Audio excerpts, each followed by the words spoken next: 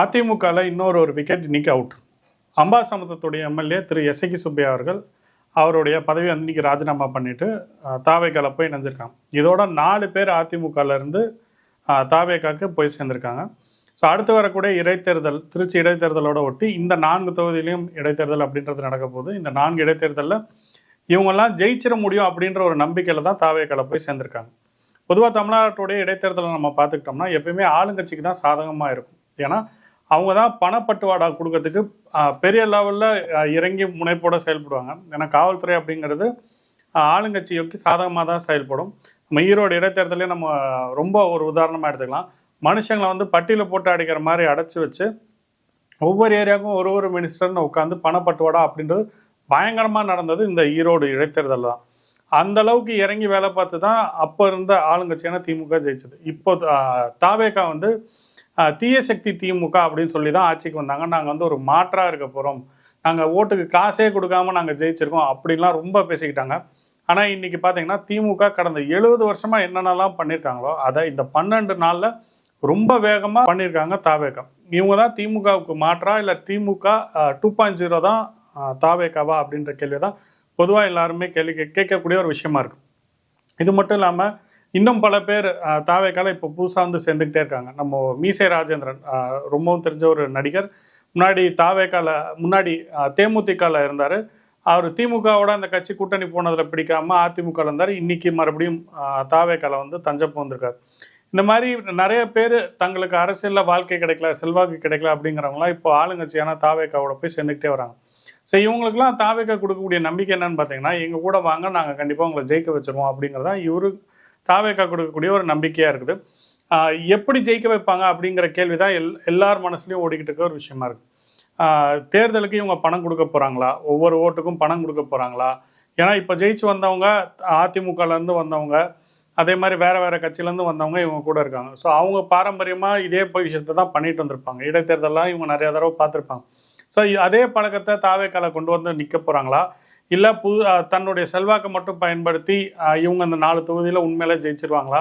அப்போ அதிமுகவுடைய செல்வாக்கு என்னவா இருக்கும் அப்படிங்கிறது எல்லாமே ஒரு பெரிய கேள்வியாக தான் இருக்குது. அடுத்து வரக்கூடிய இடைத்தேர்தலில் தான் நம்ம வந்து பொறுத்திருந்து பார்க்கணும்.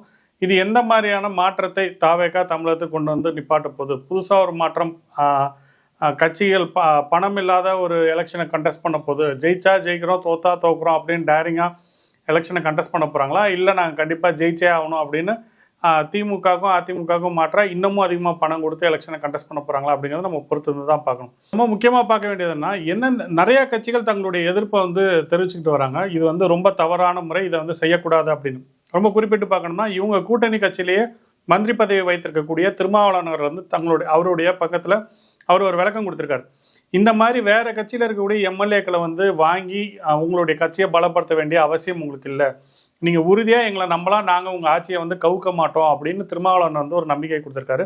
அதனால தான் நாங்கள் ஆட்சியில் பங்கு வச்சுருக்கோம், நாங்கள் வந்து எங்கள் கட்சிக்கு மினிஸ்ட்ரி வாங்கியிருக்கோம், கண்டிப்பாக உங்கள் ஆட்சியை ஒரு நாளும் கவிர்க்க மாட்டோம், இந்த மாதிரி செய்யக்கூடிய விஷயங்கள் நீண்ட நாளைக்கு பலன் தராது, உங்களுக்கு கெட்ட பேரை தான் உருவாக்கி கொடுக்கும் அப்படின்னு திருமாவளவன் அவர்கள் வந்து சொல்லியிருக்காரு. அதே மாதிரி கம்யூனிஸ்ட் கட்சிகளும் வந்து திரு விஜய் அவர்களை வந்து சாடியிருக்காங்க. இந்த மாதிரி செய்யக்கூடாது, இது வந்து அறத்திற்கு முரணான ஒரு விஷயம் அப்படிங்கிறத கம்யூனிஸ்ட் கட்சி சொல்லியிருக்கு. காங்கிரஸ் தான் ரொம்ப ஒரு ஒரு இரட்டை நிலைப்பாட்டோட இது அணுகுது அப்படிங்கிறத நான் பார்க்குறேன். ஒரு பக்கம் ஜோதிமணி அவர்கள் என்ன சொல்லியிருக்காங்கன்னா, நேரு காந்தி போன்றவர்கள் வளர்த்த கட்சி, அவங்களோட கொள்கையில் நம்ம வந்திருக்கோம், என்னதான் நாங்கள் வந்து தாவேகாக்கு ஆதரவு தெரிவித்து அமைச்சரவையில் பங்கு எடுத்துக்கிட்டாலும் இந்த மாதிரி எம்எல்ஏக்களை விலைக்கு வாங்குறதா இருக்கட்டும், இல்லை இந்த மாதிரி குதிரை பேரம் நடத்துறதா இருக்கட்டும், இதெல்லாம் நாங்கள் ஆதரிக்க மாட்டோம். காந்தி நேரு இருந்த கட்சி, அவங்களுக்கு நாங்கள் துரோகம் இழைக்க மாட்டோம் ஜோதிமணி அவர்கள் சொல்லியிருக்காங்க. இன்னொரு பக்கம் பார்த்தீங்கன்னா, மாணிக் தாகூர் அவர்கள் ரொம்ப வித்தியாசமாக ஒரு விஷயம் சொல்லியிருக்காங்க. ஏன் இதை திமுக இதுக்கு முன்னாடி பண்ணலையா, ஏன் இதுக்கு முன்னாடி அதிமுக இது பண்ணலையா, ஏன் இதை தாவேகா பண்ணும்போது மட்டும் கேள்வி கேட்குறீங்க, இந்த மாதிரி வாங்குறது வந்து நியாயப்படுத்தி மாணிக் தாகூர் அவர்கள் பேசியிருக்காங்க. காங்கிரஸோட இரட்டை நிலைப்பாடு அப்படிங்கிறது தான் ரொம்ப விசித்திரமான ஒரு விஷயமா இருக்குது. கட்சிக்குள்ளாரே 2 பேர் 2 விதமான கருத்தை தெரிவிக்கிறாங்க. கட்சியோட தலைவர் திரு செல்வ பிறந்தகை ஒன்றும் வாயவே திறக்க கிடையாது. கடைசியாக மு க ஸ்டாலின் அவர்களும் பார்த்தீங்கன்னா மிகப்பெரிய லெவலில் திரு ஜோசப் விஜய் அவர்களை வந்து கண்டிச்சிருக்காரு. இந்த மாதிரி குதிரை பேரங்கள் நடத்தவே கூடாது, தமிழ்நாட்டில் இது வரைக்கும் இல்லாத ஒரு விஷயத்த விஜய் அவர்கள் வந்து கொண்டு வந்திருக்காரு, இது தமிழ்நாட்டுடைய அரசியலுக்கே ரொம்ப புதுசான ஒரு விஷயம் அப்படிங்கிறது தான் அவர் தரப்புலேருந்து கொடுக்கக்கூடிய ஒரு விளக்கமாக இருக்குது.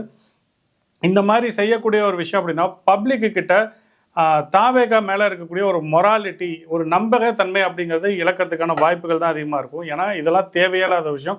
கூட்டணி கட்சிகள் ரொம்ப தெளிவாக சொல்லிட்டாங்க, நாங்கள் வந்து உங்களுடைய ஆட்சியை கவுக்க மாட்டோம், நீங்கள் நல்ல ஆட்சியை கொடுங்க, கண்டிப்பாக உங்களுக்கு உறுதுணையாக கூட நிற்கிறோம் அப்படின்னு கூட்டணி கட்சிகள் எல்லாம் சொன்னதுக்கப்புறமும் பயந்துக்கிட்டே போய் இருக்க எம்எல்ஏக்களை விலைக்கு வாங்குறது எந்த விதத்தில் சரியாக இருக்கும் அப்படிங்கிறது தான் அவருக்கு ஓட்டு போட்ட மக்களுடைய கேள்வியாக இருக்குது.